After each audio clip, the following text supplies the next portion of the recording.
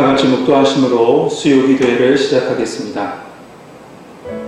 오직 여호와를 앙망하는 자는 새 힘을 얻으리니 독수리가 날개치며 올라감 같을 것이요 다른 박질하여도 곤비하지 아니하겠고 걸어가도 피곤하지 아니하리로다. 아멘. 찬송가 337장 찬양하시겠습니다. 찬송가 337장입니다.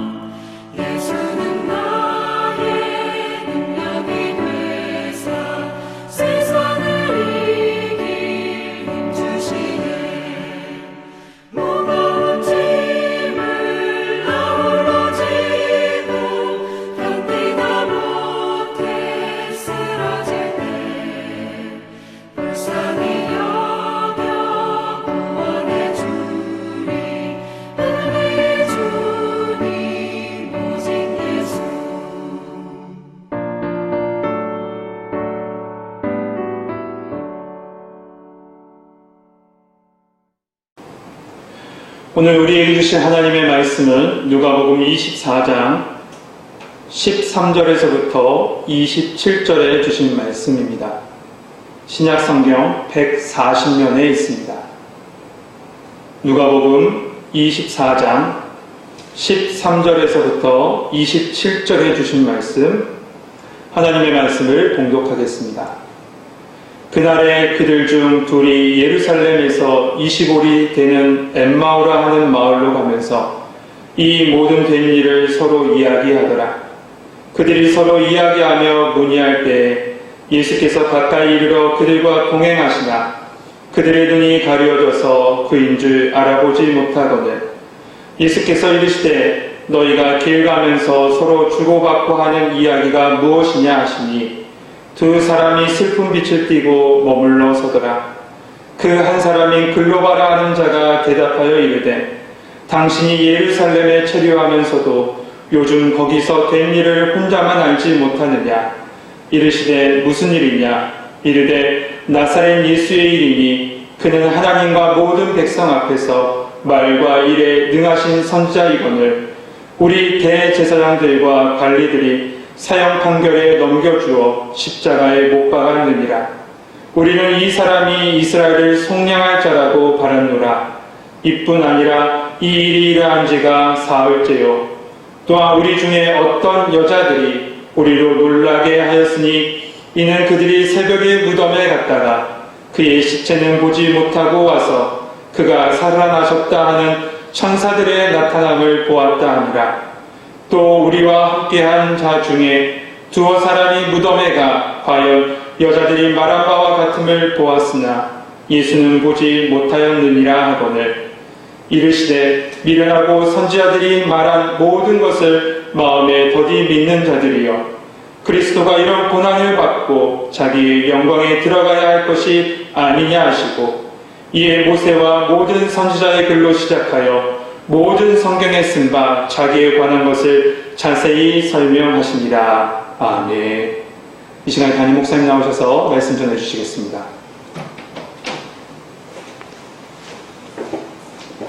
한번 기도하고 말씀 받겠습니다. 하나님 감사합니다. 하나님께서 또 지나간 주일로 한 3일 동안도 하나님의 은혜 가운데 우리들을 지켜주시고 또 여기까지 인도해 주셔서 감사합니다. 코로나19로 인해서 우리나라와 세계가 지금 큰 어려움 가운데 빠져 있습니다. 이런 어려움 중에 우리들이 부족했던 것, 그동안 하나님 앞에 바로 살지 못했던 것들을 다시 한번 깨닫고 반성하고 회개하며 또 하나님 앞에 바로 나아갈 수 있도록 인도하여 주시옵소서. 오늘 또 이 예배에 참여하는 모든 성도님들의 마음문을 열어주시어서 진리의 말씀이 발견되어지고 깨달아지는 놀라운 역사가 있게 하여 주시옵소서. 감사하옵고 예수님의 이름으로 기도하옵나이다. 아멘. 할렐루야. 네, 반갑습니다. 벌써 9월 1일 또 9월 2일 9월달이 벌써 되어가지고 시간이 또 빠르게 지나가고 있습니다. 좀 감사한 것은 이 코로나 환자 수가 조금씩 이렇게 줄어들고 있다는 뉴스를 우리가 접하고 있습니다. 우리가 방역을 철저히 하고 또 더 많이 기도할 때 또 하나님께서 속히 이 어려움을 거두어 주시리라 믿습니다. 자, 오늘 또 예수님께서 이제 누가복음 24장 13절 27절 말씀까지 읽었습니다. 예수님이 이제 부활하신 이후에 그 예수님 주변에서 그 일어났던 일들을 우리가 조금씩 이렇게 살피고 있습니다.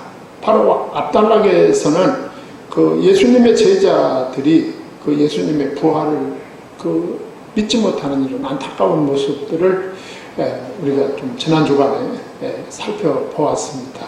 이 예수님의 무덤을 찾아갔던 여인들이 그 예수님의 부활 소식을 이 제자들에게 전했을 때 그 제자들의 재미있는 반응을 하나님께서 우리에게 보여주시고 있습니다.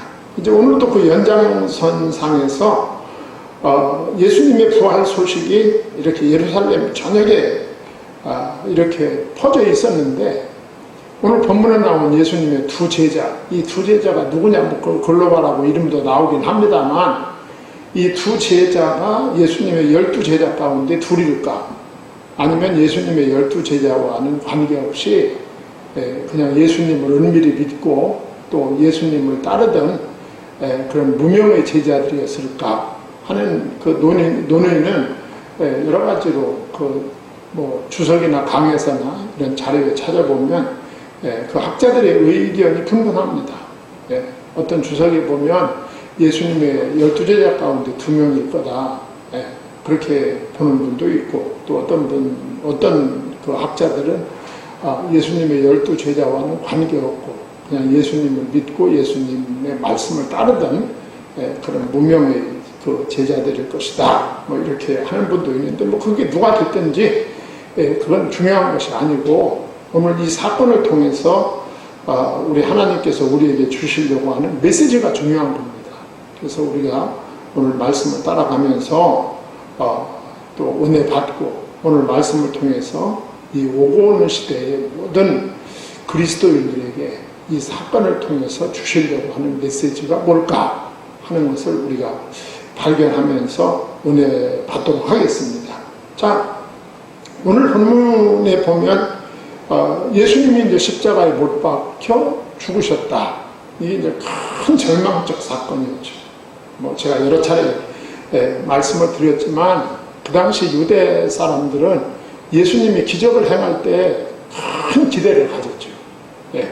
베세다 광야에서 보리떡 두 개와 물고기 5마리로 5,000명을 먹이고 이 12광주리를 남겼다.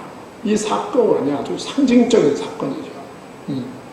그리고 또 예수님의 제자들 입장에서 볼 때 풍랑에 빠졌던 그 예수님의 제자들이 탄 배에 예수님이 물을 걸어서 오셔서 배 안에 들어오시면서 바람과 파도를 잠잠케 하신 사건.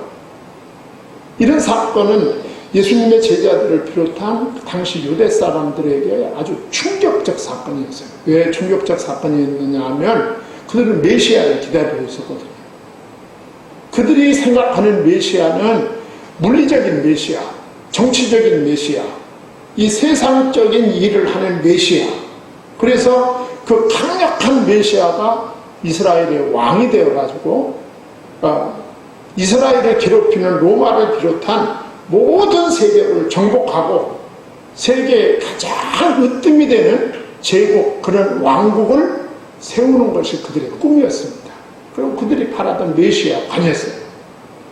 그 예수님이 아까 말씀드린 대로 오병이어의 기적을 행할 때 뭐 유대 사람들은 의심 없이 이 예수가 이스라엘의 왕이 되면, 우리나라의 왕이 되면 로마를 물리치고 그 기적적으로 로마를 물리치고 세계 사람이 굴복하는 메시아 왕국을 이루겠구나, 이런 생각을 가지고 예수님을 바라봤습니다. 아마 오늘 본문에 나타난 두 제자도 그런 생각을 가지고 예수님을 바라보고 있었던 것이 틀림없습니다. 그런데 예수님이 체포돼요. 그리고 로마 총독이나 유대 분봉 왕이나 이런 사람들에게 이리 끌려다니고 저리 끌려다니며 재판을 받고, 그럴 때도 희망을 잃지 않았어요. 유대 사람들이. 예수님의 제자들도 마찬가지. 저렇게 끌려다니시다가 예수님의 어느 시점에 가서는 아주 극적으로 반전을 하셔서 그 놀라운 능력과 그 놀라운 기적으로 반드시 승리할 것이다. 그 기대하고 있었죠. 또 충분히 우리가 상식적으로 생각해도 언젠가는 어느 시점에선가는 예수님이 반전할 것이다. 이런 기대감을 가지고 가슴 조이면서 그 예수님이 재판받으시고 매를 맞고 재판받고 또 십자가를 지고 골고다까지 올라가는 그 일을 쭉 지켜보고 있었던 거예요. 그런데 예수님이 어느 날 갑자기 십자가에 못 박혀 죽으시고 이 무덤까지 내려가셨다. 장례를 치르게 되었다. 이 광경을 쭉 지켜보고 있는데 반전은 일어나지 않았다. 여러분 얼마나 실망했겠습니까? 오늘 엠마오로 내려가는 이 두 제자들이 그런 예수를 보면서 너무너무 실망해가지고 그 엠마오로 내려가는 거예요. 그래서 그날에 그들 중 둘이 예루살렘에서 25리 되는 엠마오라는 마을로 가면서 이 모든 된 일을 서로 이야기하더라. 그래서 이 모든 된 일이 그거예요.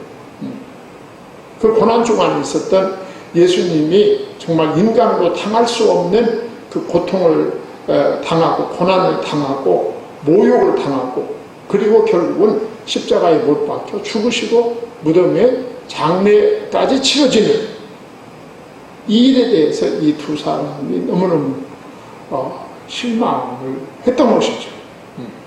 우리 입장에서 생각할 때도 뭐 실망할 수밖에 없죠. 예수님에 대해서 그런 기대를 했다면 그 실망할 수밖에 없는 지금 현실이 벌어지고 있었다.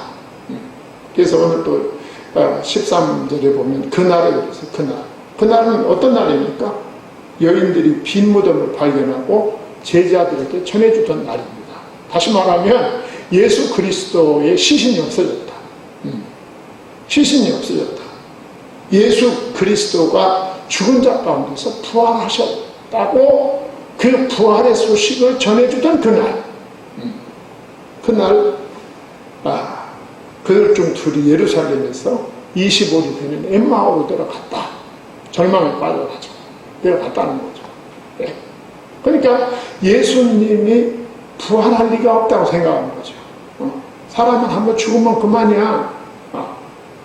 부활은 무슨 부활이야. 말은 그렇게 하지 않았겠지만 그런 생각을 가지고 평소에 살던 사람들이다. 그 말이죠. 아마 오늘날도 그리스도인들 가운데도 아마 엠마오로 가는 이 두 제자와 같은 이런 생각을 가지고 그냥 교회 생활하고 신앙생활하는 그런 사람들이 아마 없지 않으리라고 생각을 합니다.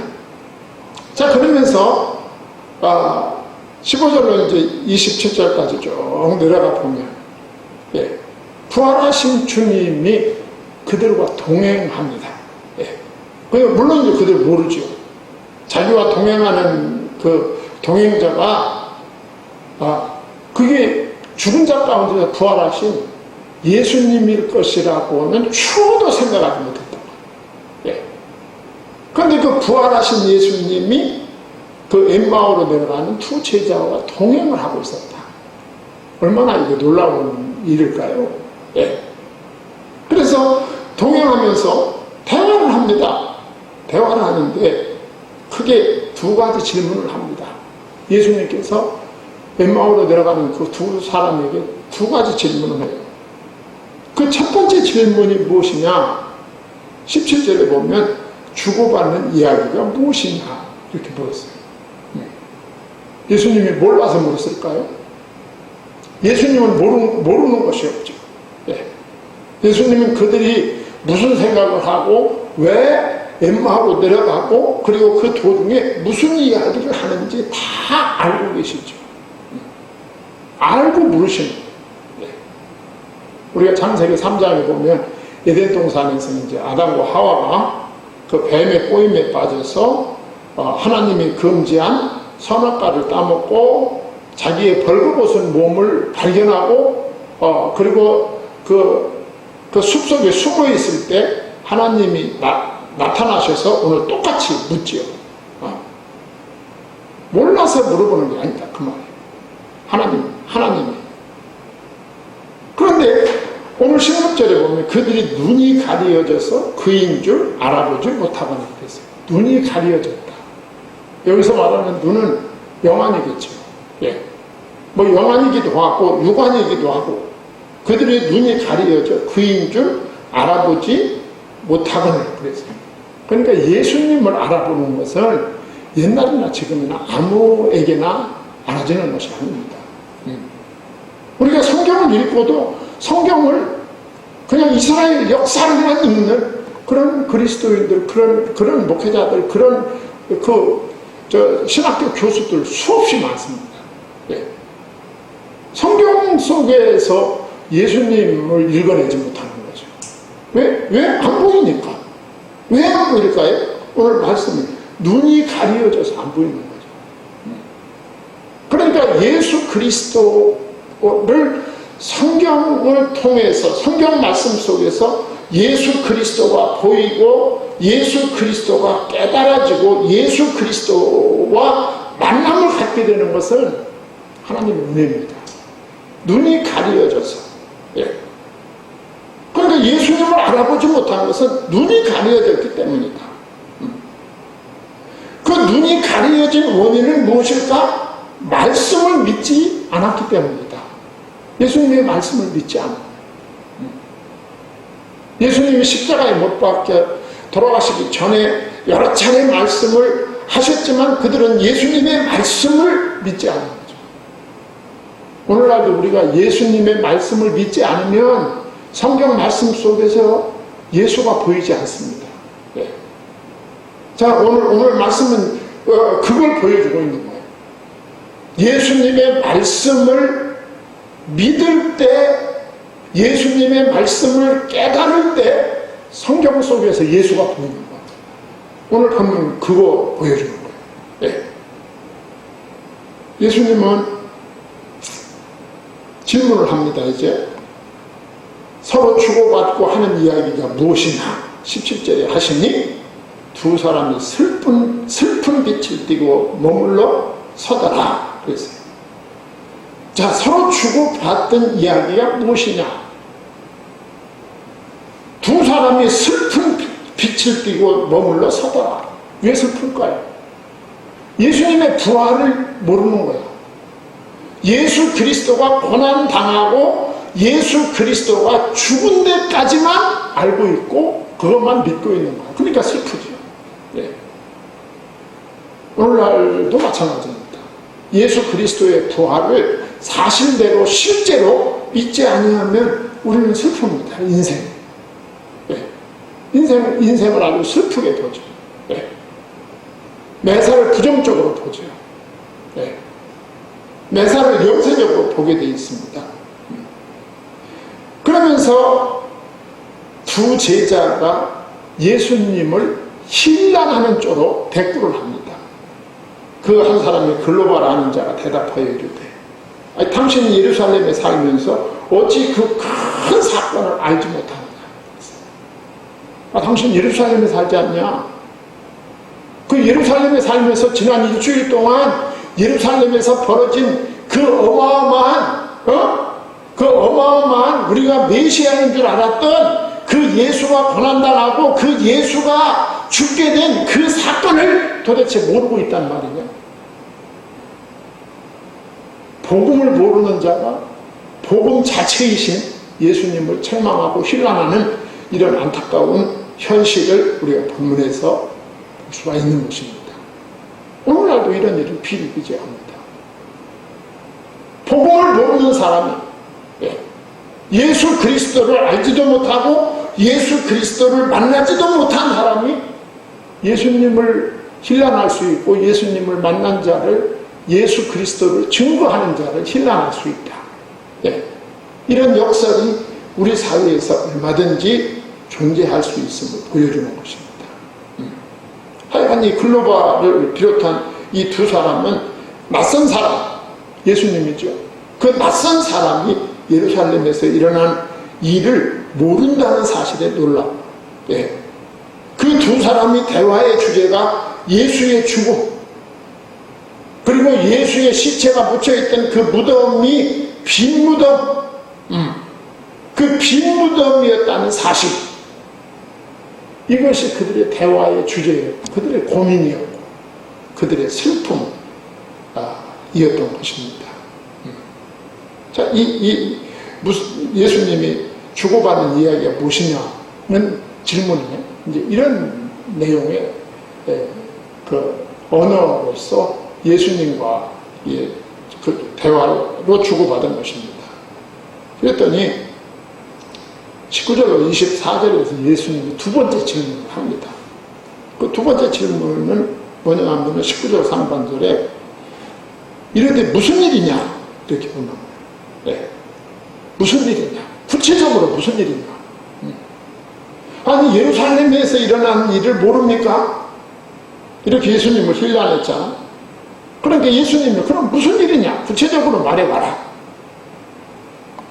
그랬더니 예수님의 질문에 이 글로바라는 사람은 세 가지 그 포괄적 주제로 대답을 합니다. 그 첫 번째가 뭐냐 하면 예수의 죽음에 관한 것입니다. 19절로 21절까지 해서 예수님의 죽음에 관해서 대답을 하는데 뭐라고 대답을 하느냐, 그분은 위대한 선지자였다. 십자가에 못 박혀 죽으신 그분, 일주일 내내 재판받고 고난당하고 채찍 맞으신 그 예수는 위대한 선지자였다. 19절. 이르시되 무슨 일이냐 이르되 나사렛 예수의 일이니 그는 하나님과 모든 백성 앞에서 말과 일에 능하신 선지자였다. 한마디로 말해서 위대한 선지자였다. 예. 하나님과 모든 백성 앞에서 말과 일에 능하신 선지자. 예. 그런데 그 선지자를 우리 대제사장들과 관리들이 사형 판결에 넘겨주어 십자가에 못 박았느니라. 사실대로 말했어요. 예. 자, 21절에 우리는 그분이 메시아, 즉 이스라엘을 속량할 뿐이라 믿었다. 이스라엘의 구원자를 믿었다 그 말이에요. 메시아를 믿었다 그 말입니다. 우리는 그분이 이스라엘을 구원할 그래가지고 이 세상을 뒤집어 엎고 이스라엘 나라가 이 세상의 주체가 되는 그런 메시아로 믿었습니다. 우리가 생각하는 메시아관하고 이들이 생각하는 메시아관하고는 상당히 다릅니다. 자, 우리는 그런 분으로 믿었는데, 예, 이뿐 아니라 이 일이 일어난 지가 사흘째, 그래서 22절. 예. 예수님이 십자가에 못 박혀 그 사형을 당하고 무덤에 내려간 지가 벌써 사흘이 지났습니다. 예. 그러면서 이제 이어지는 말이 22절인데 어떤 여자들로부터 들은 예수의 빈 무덤과 관련하여 황당한 소리를 들었습니다. 그러니까 다 듣고 있었던 거예요. 빈 무덤과 그 빈 무덤에 천사들이 나타났다는 말도 들었습니다. 23절. 그의 시체는 보지 못하고 와서 그가 살아나셨다 하는 천사들의 나타남을 보았다 합니다. 다 듣고 있었어요. 이 사람. 예수님이 죽은 자 가운데서 부활하셨다. 네. 이 소식을 다 듣고 있었어요. 그러면서 24절에 예수가 살아나셨고, 예수가 살아나셨고, 그리고 그 예수의 사심은 확인된 일이고, 그런데 우리는 예수를 보지 못했다. 그런 보고를 지금 옆에 있는 그 동행하는 예수님한테 예수님인지도 모르고 이 이야기를 하는 거예요. 24절. 24절을 한번 읽으면 이렇습니다. 또 우리와 함께 한 자 중에 두어 사람이 무덤에 과연 여자들이 말하는 바와 같음을 보았으나 예수는 보지 못하였느니라 하고는 그랬어요.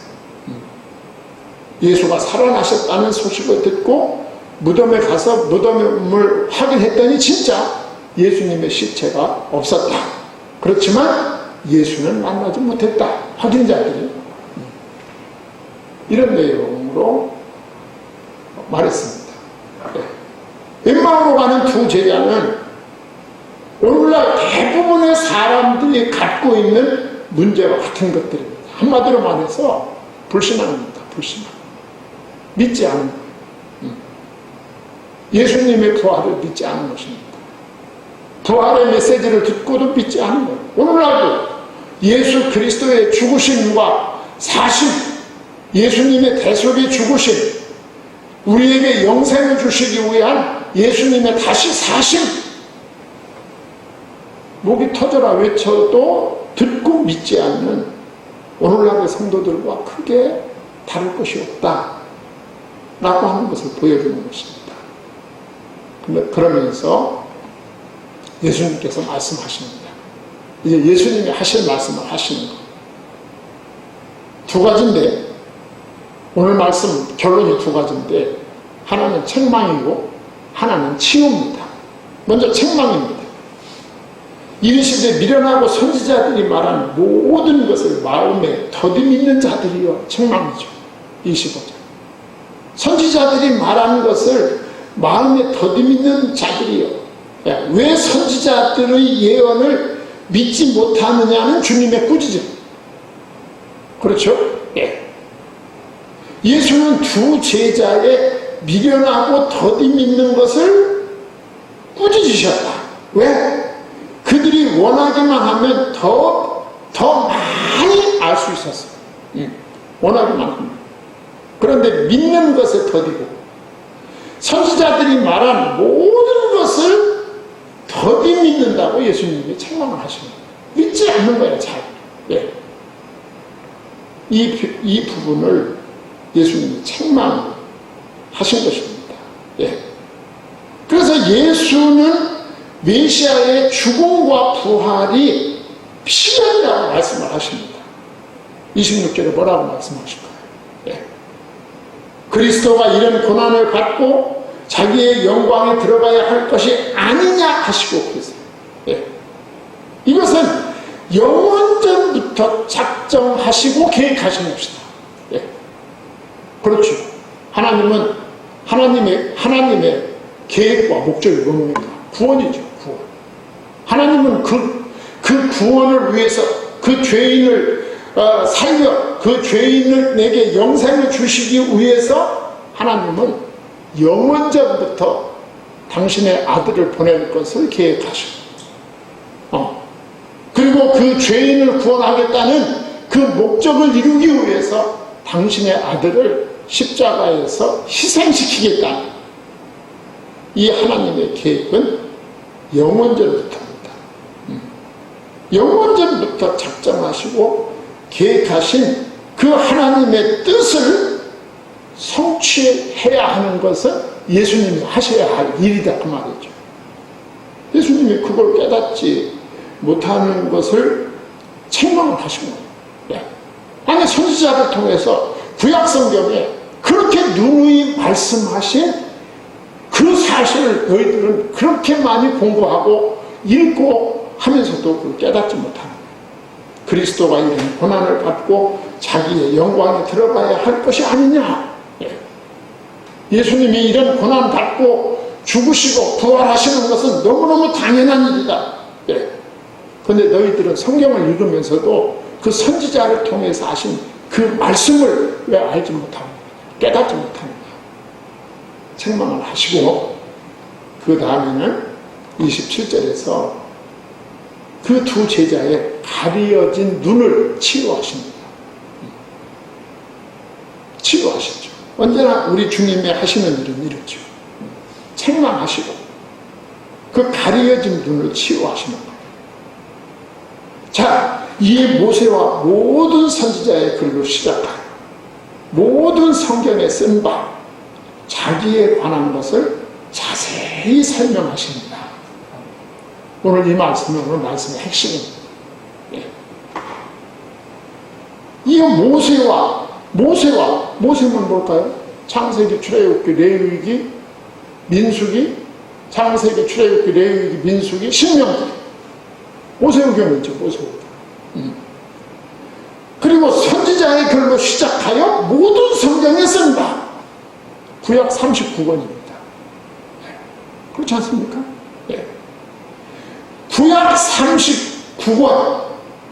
모세와 모든 선지자의 글로 시작하여 모든 성경에 쓴 바 자기에 관한 것을 자세히 설명하십니다. 그게 무슨 말일까요? 모세와 모든 선지자의 글로 시작하여 기록된 모든 성경에 뭐가 기록되어 있느냐? 자기에 관한 것. 자기가 누굴까요? 예수 그리스도시죠.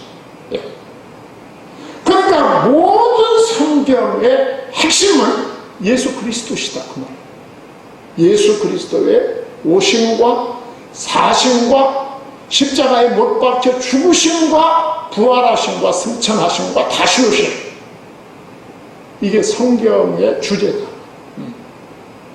성경 66권을 통해서 우리에게 주시려는 일관된 메시지다. 근데 성경을 껍데기만 읽었다 그 말이죠. 너희들이 어렸을 때부터 읽었던 그 성경, 너희들이 어렸을 때부터 배웠던 그 성경, 껍데기만 배운 거죠. 모든 성경, 메시아 예언은 모든 성경에서 발견된다. 부속사로 보시면 부속사. 성경 66권, 그 당시에는 39권이 있었습니다만 성경 66권을 예수 그리스도 중심으로 보셨다. 그 말. 누가? 예수님이. 그러면 우리들도 성경을 어떻게 봐야 됩니까? 누구 중심으로? 예수 중심으로 봐야죠. 우리들도. 왜? 예수님도 그렇게 보셨으니까. 근데 이거를 아는 사람이 많잖아. 많잖아. 네. 자, 자기에 관한 것을 설명하십니다. 자기에 관한 것. 예수님께서 이 말씀을 하실 때 이 두 제자의 눈이 열리게 된 거예요. 네. 오늘날로 말하면 성경 속에서 예수가 발견되었다. 그 말. 성경, 모든 성경 속에서 메시아가 발견되었다. 네. 저도 날마다 이제 설교를 하지만, 물론 설교에서는 교훈도 중요합니다. 교훈도 있어요. 교훈도 중요하고, 또 축복도 필요합니다. 네. 우리가 예수 이름으로 축복할 수 있어요. 예수 이름으로 교훈할 수 있어요. 교훈도 필요하고 축복도 필요하지만 요거 가지고는 성도들의 눈이 열려지지 않습니다. 성도들의 눈은 오늘 말씀처럼 자기에 관한 것, 예수가 그리스도이시고 그리스도 안에 영육 간의 현생과 내생의 인생에게 필요한 모든 것이, 모든 보화가 그 속에 다 들어있음을 증거할 때 눈이 열리게 된다. 이 두 제자는 메시아에 의한 이생의 통치 동안만이 아닌 영원한 구원을 마침내 예수님을 만나는 순간 받을 수 있게 되었습니다. 이 두 제자는 불신앙이라는 간단한 한 가지 이유 때문에 슬픔과 절망과 혼돈에 빠지게 되었습니다. 그러나 부활하신 예수님을 만나게 될 때 새로운 소망, 새로운 각오, 새로운 결단을 하게 되고 갖게 된 것입니다. 우리 성도님들도 십자가에 못 박혀서 내 문제를 해결하신 예수, 그리고 마침내 죽은 자 가운데서 살아나시고 하나님 우편으로 가심으로 나에게 영생을 보장하신 예수, 그 예수가 여러분의 구주로 발견되어지고 깨달아질 때 여러분의 인생이 달라지리라 믿습니다. 기도하겠습니다. 하나님 아버지, 하나님의 은혜와 사랑을 감사합니다. 하나님께서 오늘 또 우리에게 또 귀한 말씀을 주셨습니다. 우리들 모든 성경 말씀 속에서 예수 그리스도가 만나지고 발견되어지고 깨달아지는 놀라운 역사가 있으므로 우리의 삶이 절망에서 소망으로 바뀌게 하여 주시옵소서. 예수님의 이름으로 기도하옵나이다. 아멘.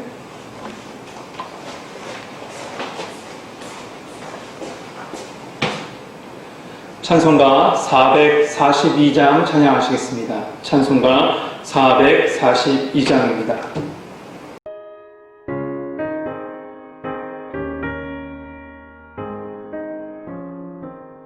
저 장미 꼬리에 있음 아직 맺혀 있는 그때에 귀에 흐르니 소리 들리니 주 음성 분명하다. 주님 나와 동행을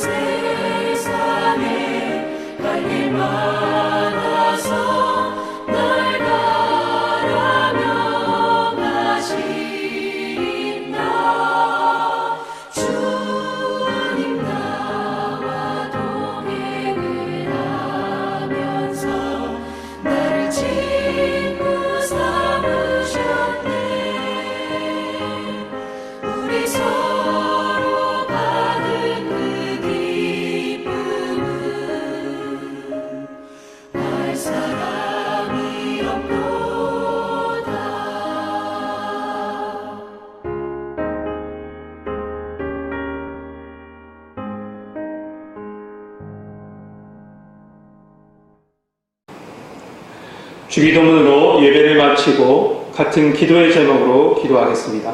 주기도문 하겠습니다. 하늘에 계신 우리 아버지, 아버지의 이름을 거룩하게 하시며 아버지의 나라가 오게 하시며 아버지의 뜻이 하늘에서와 같이 땅에서도 이루어지게 하소서.